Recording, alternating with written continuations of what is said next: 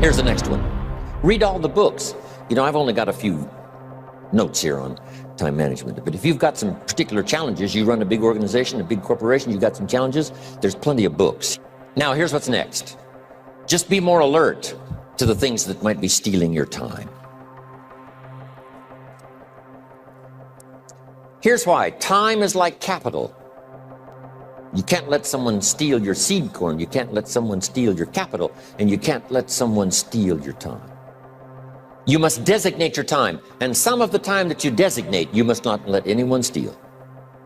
Casual time, you might let someone intrude and steal a little bit and take a little bit, but not serious time. See?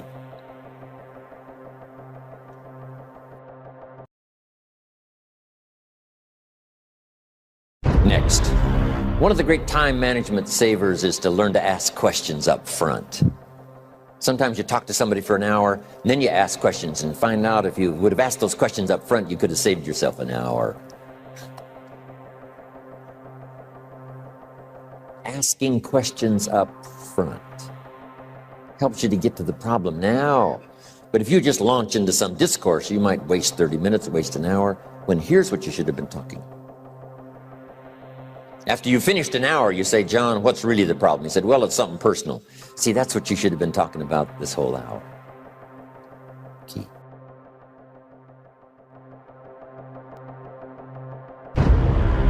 Next, learn to think on paper. And we're going to take a break. Some ways to think on paper. One, we've covered one. Solving problems. Take it out of your head and put it on paper.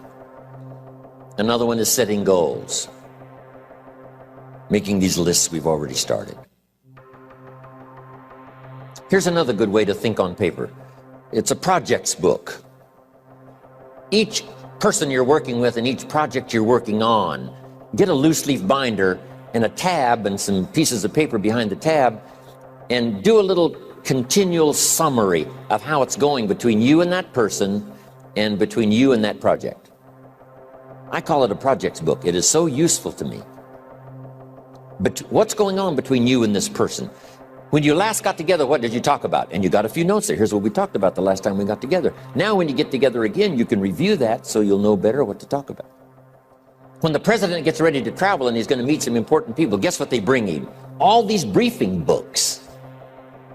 Right? The last time you were with Khrushchev, Kennedy is informed. Here's what he said and here's what you said. Kennedy said, oh, that's valuable. I need to remember that. If a person is important, it's worth a little running account. You might even have a projects book for your children. Here's what's happening between me and my child. We've talked about this and we've talked about this and we've talked about this.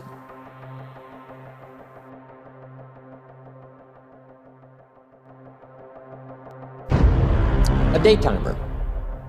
Keeping track of all of your appointments. You know, mine is all filled with, when to catch an airplane and when to do a seminar and when to sit down and have a conference, all the rest. Next is a game plan. If you've got a house and the, insurance is going to come due and some other things are going to come due, you just put it on a spreadsheet and make sure it's taken care of. Key phrase, take things out of your head and put them on paper.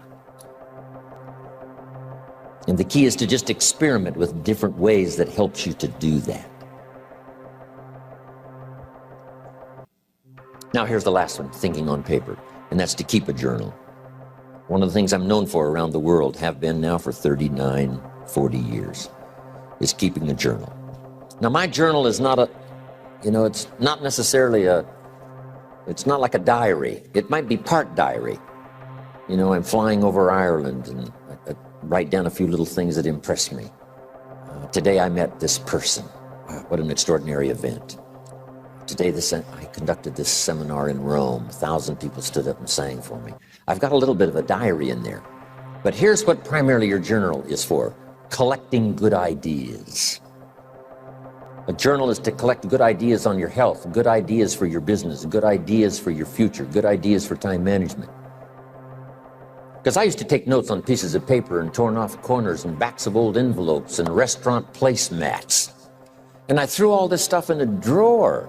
It did not serve me well. I finally learned to get a bound copy, right? And just keep a journal, right? If I was here, I had my journal, I'd be taking notes, right? These 2 days in my journal. Now, if you're caught without your journal, you just take the notes. When you get back home, you put those notes in your journal, throw the paper away. Because we don't usually go through paper to review. But see, my journals now make up a significant part of my own library. My journal's all reserved privately for my children and my grandchildren.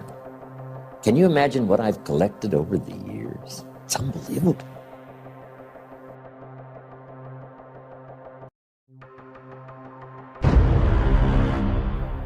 There are 3 treasures to leave behind. I think you've already got those notes, right?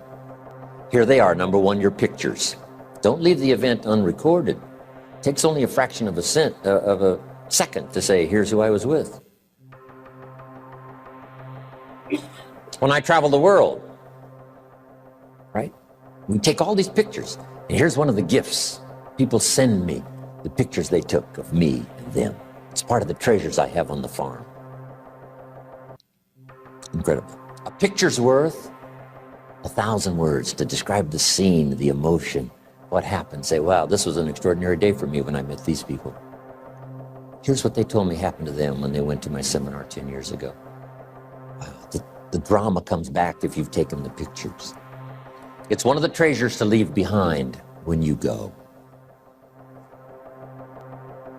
Remember the old photographs that we have now of, 100 years ago, 70, 80 years ago, just a few photographs?